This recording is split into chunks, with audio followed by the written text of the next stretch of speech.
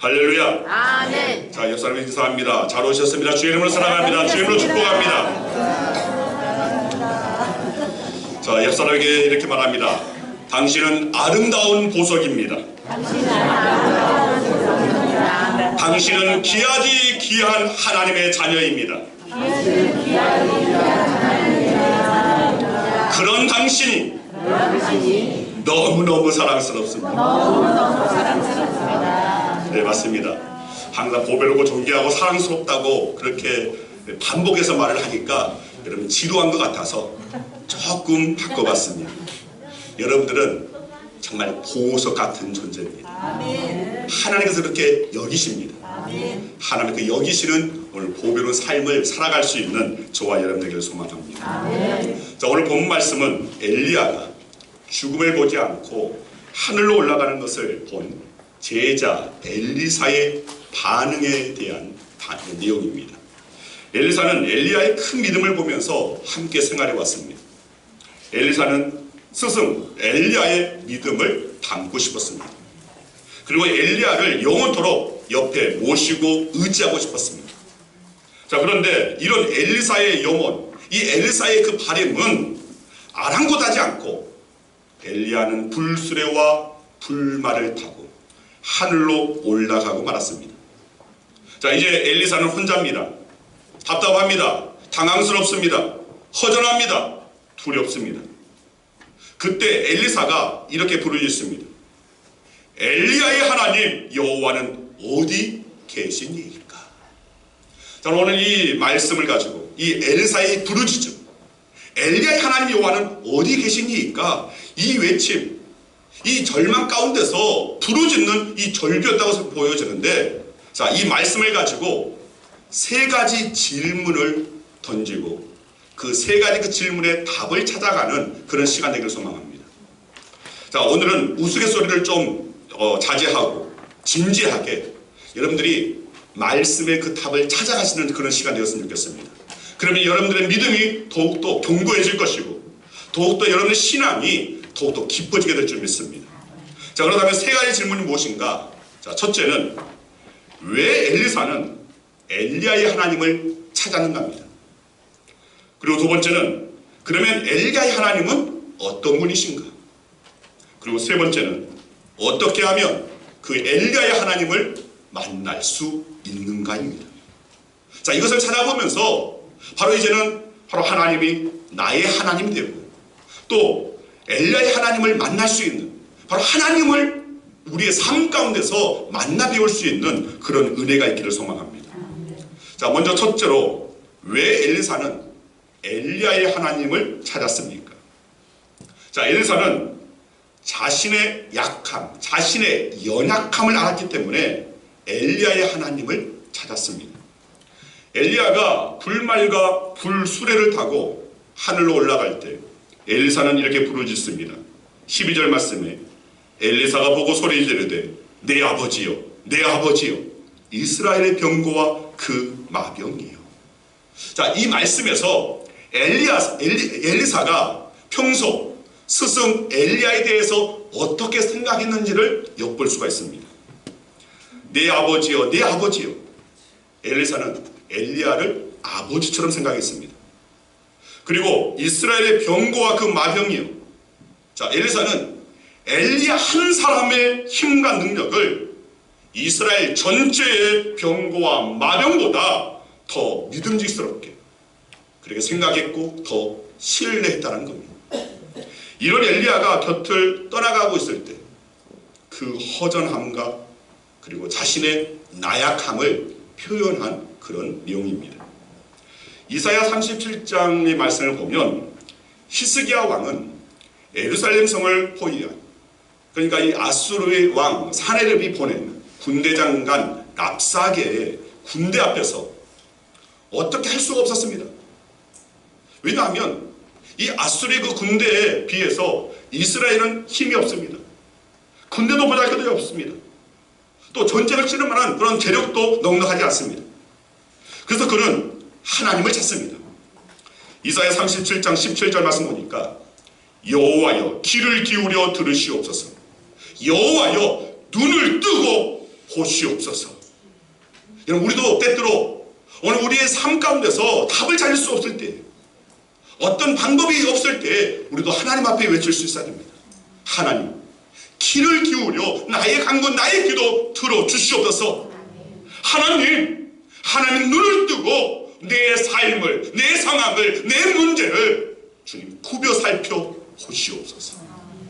즉 자신의 연약함, 자신의 약함을 알면 우리는 하나님을 찾을 수밖에 없다는 겁니다. 아멘.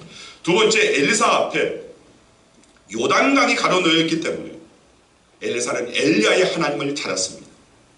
14절 말씀 보면 엘리야의 몸에서 떨어진 그의 겉옷을 가지고 물을 치며, 자, 이 물은 요단 강물입니다. 당시에 요단 강물은 물이 범람할 정도로 도저히 혼자의 힘으로는 건널 수가 없는, 그런데 배도 없습니다. 그 어떤 도구도 없습니다. 그런데 2장 8절 말씀을 보면 앞서 요단강을 건너왔을 때는 엘리사는 엘리야와 함께 건너왔습니다. 근데 그때 엘리야가 오늘 그 겉옷을 가지고 물을 쳐서 물을 갈라지게 하고 그 가운데 마른 땅으로 함께 건넜습니다. 안전하게, 그저 스승 엘리야의 뒤를 따라 그 뒤를 쫓아 안전하게 건널 수 있었습니다. 그러나 이제 돌아갈 때는 요단강을 건너게 해줄 사람이 없습니다. 여러분, 우리 앞에도 쉽게 건너기 어려운 요단강이 때때로 나타날 때가 있습니다. 우리 앞에도 인생길을 가로막는 요단강이 나타날 때가 있습니다. 물살이 너무 셉니다. 물이 너무 깊습니다. 어떤 이들은 이 강을 넘지 못하고 떠내려갑니다. 그리고 결국 죽습니다. 우리에게는 사람이 해결할 수 없는 문제들이 참 많습니다. 쉽게 건너기 어려운 요단강을 시시각각 때때로 우리는 만나게 됩니다. 우리의 힘으로도 우리의 능력으로도 도저히 감당할 수 없는 그런 일을 만날 때가 있다는 겁니다. 그래서 엘리야의 하나님을 찾지 않을 수가 없습니다. 자, 몇 가지 예를 들면 자녀 교육 어떻습니까? 자녀 교육이 부모 마음대로 됩니까? 자기 자식 잘 안 되길 바라는 부모 없을 겁니다. 자기가 낳은 자식 포기하고 싶은 부모 없을 겁니다. 그러나 뜻대로 안 됩니다. 건강 문제만 해도 그렇습니다. 병이나 꽉 들어서 고생했으면 좋겠다라고 생각하는 사람 없습니다. 남편이 너무 속을 속이면 푸념 삼아서 내가 병들어 누워봐야 할지, 내가 병들어야 정신 차리지, 말은 그렇게 해도 진짜로 정말로 병들기를 바라는 사람은 없을 것입니다. 돈 버는 일도 마찬가지입니다. 누가 가난하게 살고 싶은 사람 있습니까? 쪼달려 그렇게 끙끙대며 살아가고 싶은 사람 어디 있겠습니까? 그런데 오늘 도저히 돈 버는 일이 정말 만만치가 않기 때문에 힘든 겁니다. 이렇게 차근히 조목조목 따져보면 놀라운 사실을 하나 발견하게 됩니다. 그것은 내가 할 수 있는 일이 많지 않다는 것입니다. 이것을 우리는 인정할 수 있어야 됩니다. 따라서 하시길 바랍니다. 내가 할 수 있는 일이 많지 않습니다. 자, 그런데 그럼에도 불구하고 우리는 모든 것을 다 할 수 있는 것처럼 살아가고 있습니다. 그러나 내 힘으로 해결할 수 없는 삶의 요단강을 우리는 직면할 때가 분명히 있다는 겁니다. 바로 그때 우리는 엘리야의 하나님을 찾지 않을 수 없습니다. 바로 이 엘리사가 그러했기 때문에 바로 그 요단강 앞에서 하나님을 찾았던 겁니다. 세 번째로 엘리사가 맡은 책임이 심히 중하기 때문에 엘리야의 하나님을 찾았습니다. 엘리야의 뒤를 이은 엘리사는 민족의 영적인 지도자가 되어야 합니다. 그 백성을 바로 지도해야 할 책임이 있습니다. 어디로 이끌어야 할까? 무엇부터 해야 할까? 도저히 알 수 없는 가운데 오늘 그는 그것을 감당해야 되는데 자기에는 능력이 없습니다. 엘리사 시대에는 그 백성에게 신앙적인 위기가 찾아왔었습니다. 바알 신앙은 위로 왕으로부터 아래로 백성에 이르기까지 깊이 파고들어서 유일한 율신 사상, 오직 하나님만을 바라보는 그 신앙이 퇴색되어져 버렸습니다. 깊이 오염되고 말았습니다. 영혼이 병들었습니다. 골마갔습니다. 썩어갔습니다. 나라의 운명 또한 풍전등합니다. 주변의 강대국들이 계속해서 시시각각 옥죄고 있습니다. 아람이, 아수르가, 모압이, 블레셋이, 그리고 애굽이, 이런 주변의 강대국들이 시시각각 이스라엘을 넘보려고 하는 틈을 노리고 있습니다. 언제 어떤 일이 일어날지 모릅니다. 이런 상황에서 경험도 부족하고 지혜도 부족한 엘사는 엘리야의 하나님을 찾지 않을 수 없었습니다. 자, 그러면 두 번째 질문입니다. 엘리야의 하나님은 대체 어떤 하나님이십니까? 먼저는 나의 하나님입니다. 엘리야가 만난 하나님, 엘리야가 체험한 하나님은 개인적인 하나님이었습니다. 마치 이 세상에 나만 알고 나만 사랑하시듯 사랑하시는 하나님을 체험했습니다. 은혜 받은 많은 성도님들은 이런 얘기를 합니다. 목사님, 하나님은 정말 나만 사랑하시는 것 같아요. 나만 사랑하시는 것 같아요. 개인적으로 하나님의 은혜가 경험되어지다 보니까 하나님께서 정말 내 삶의 모든 것을 다 아시고 필요한 때 또 필요한 것을 공급하는 그 은혜를 경험하다 보니까 하나님은 정말 나만 사랑하시는 것 같아요. 내가 이럴 때, 내가 기도할 때, 내가 아릴 때, 내가 눈물을 흘릴 때 하나님께서 나에게 찾아와 주시고 나를 돌보아 주세요. 여러분, 이런 체험이 저와 여러분 모두에게 있어야 할 줄 믿습니다. 아멘. 열왕기상 19장에 보면 엘리야가 성경에서 가장 악한 여인인 이세벨에게 쫓기다가 로뎀 나무 아래에서 이렇게 하소연을 합니다. 열왕기상 19장 4절 말씀을 한번 보시면서 여러분 들으시길 바랍니다.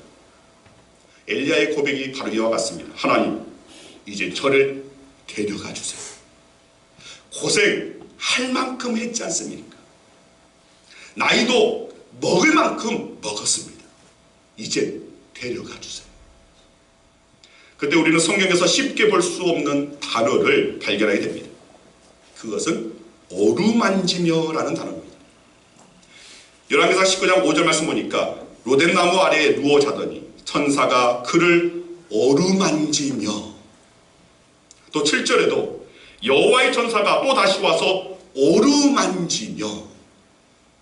여러분, 하나님은 바람으로 쓰다듬는 듯 엘리야를 어루만져 주셨습니다. 엘리야는 자신을 어루만지는 하나님을 개인적으로 체험한 겁니다. 여러분, 엘리야의 이름의 뜻이 무엇입니까? 엘리야라는 그 이름의 뜻은 여호와는 나의 하나님이시다라는 뜻입니다. 즉, 이름 그대로 엘리야는 하나님이 멀리 계시는 하나님이 아니라 가까이 계시는 하나님, 하나님은 저기 너머에 계시는 하나님, 막연히 존재하시는 하나님이 아니라 구체적으로 내 삶 가운데 찾아와 주시고 역사하시는 하나님, 그리고 대충 우리의 삶의 문제를 처리하시는 하나님이 아니라 조목조목 세밀하게 관심을 가지고 계시는 하나님, 우리의 하나님이 아니라 나의 하나님을 만났던 겁니다. 아멘. 이처럼 하나님은 나의 하나님이 되어야 됩니다. 아멘. 두 번째로 엘리야가 만난 하나님은 끝까지 책임져 주시는 하나님이셨습니다. 엘리야가 갈멜산 위에서 바알 선지자 450명, 그리고 아스라 선지자 400명, 도합 850명과 겨루어 누가 참신인지, 누가 참된 신을 섬기고 있는지 대결을 합니다. 그 내용이 열왕기상 18장에 자세히 나와 있습니다. 850대 1. 이 사건 이후로 엘리야는 나만 남았습니다 라는 말을 많이 합니다. 몇 군데만 확인해 보면 22절에 함께 읽겠습니다. 엘리야가 백성에게 이르되 여호와의 선지자는 나만 홀로 남았으나 바알의 선지자는 450명이로다. 또 열왕기상 19장 10절에 하반절에 보니까 오직 나만 남았거늘 그들이 내 생명을 찾아 빼앗으려 하나이다. 또 14절에도 오직 나만 남았거늘 그들이 내 생명을 찾아 빼앗으려 하나이다. 반복하면서 오직 나만 남았거늘. 그렇다면 왜 엘리야 혼자 남았습니까? 물론 하나님께서 7,000명의 바알에게 무릎 꿇지 않는 7,000명을 남겨두셨는데 엘리야는 알지 못했습니다. 그 가운데 엘리야는 지금 홀로 나만 남았다라고 그렇게 말하는 겁니다. 그렇다면 어떤 부분에서 엘리야가 이런 말을 했는가? 열왕기상 18장 19절 말씀 보면 이세벨의 상에서 먹는이라고 표현한 겁니다. 모두가 권력편에 들어갔습니다. 엘리야가 아는 모두가 명예편에 섰습니다. 모두가 안락한 생활편에 그것만을 바라보면서 오늘 이 이세벨의 오늘 아합 왕 그 편에 섰습니다. 모두가 대접받는 그 자리에 들어갔습니다. 그리고 엘리야는 혼자 남았습니다. 그런데 하나님은 엘리야를 끝까지 책임져 주셨습니다. 아멘. 하나님은 하나님 편에 끝까지 남아있는 자를 결코 외면하지 않으셨습니다. 아멘. 세 번째로 엘리야가 만난 하나님은 공급하시는 하나님이셨습니다. 엘리야가 그리 시냇가에 있을 때에도 하나님은 까마귀를 동원해서 떡과 고기를 공급했습니다. 엘리야가 로뎀나무 아래에 있을 때에도 숯불에 구운 떡과 한 병 물을 준비해 주셨습니다. 하나님은 이처럼 공급하시는 하나님이셨습니다. 저희 아버지께서도 생전에 신안군 비금도에서 첫 번째 교회를 건축하실 때 성전 건축을 작정하시고 당시에 그 교회가 아주 허름했습니다. 무슨 창고처럼 언덕 위에 이 창고처럼 그냥 있는 교회였습니다. 그런데 비가 오면 천장에서 물이 떨어질 뿐만 아니라 바닥에서도 물이 솟아났습니다. 그러다 보니까 도저히 가만히 있을 수 없어서 성전 건축해야겠다. 성전 건축해야겠다. 그러면서 가진 돈 물론이고 또 1년 동안 받을 사례비도 드리기로 작정하셨습니다. 자, 그런 다음에 하신 말씀이 까마귀를 통해서도 먹이신 하나님이 우리 가족 결코 굶기지 않으실 것이다. 네, 굶지 않았습니다.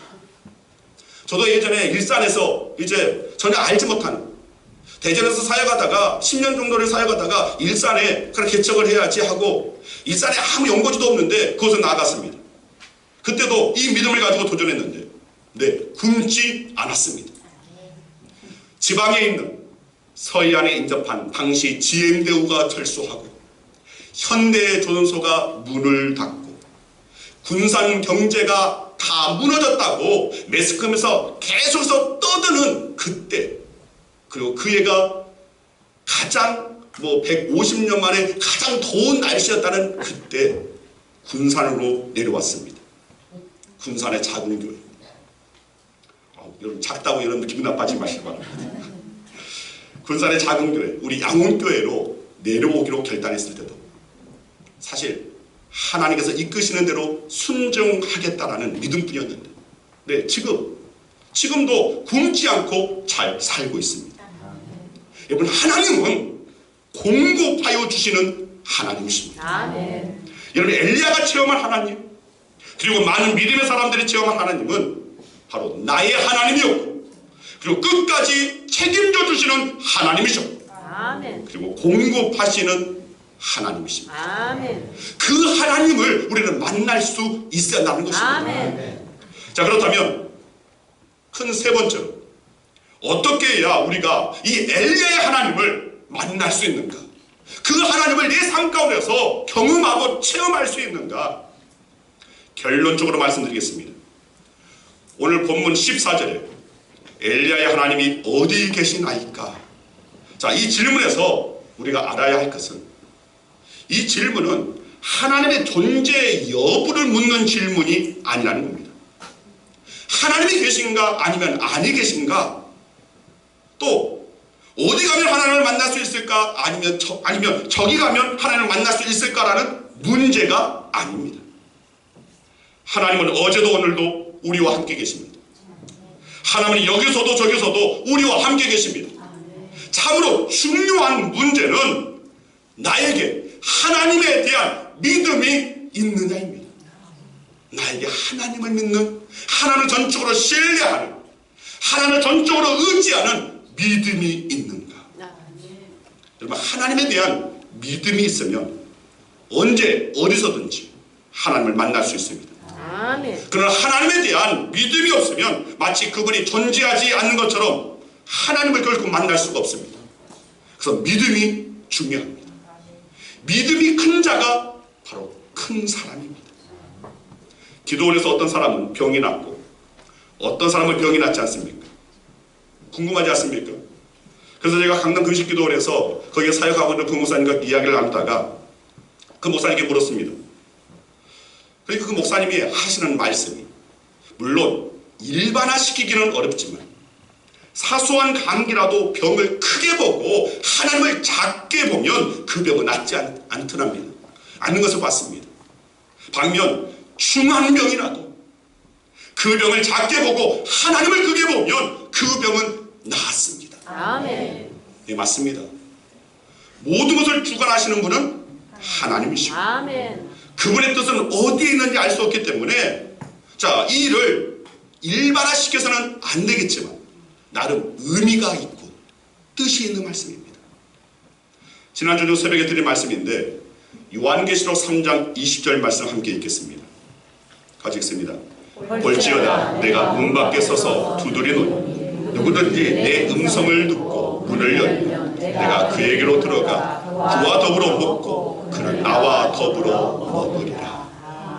자, 여기서 왜 주님께서 문을 열어달라고 하십니까?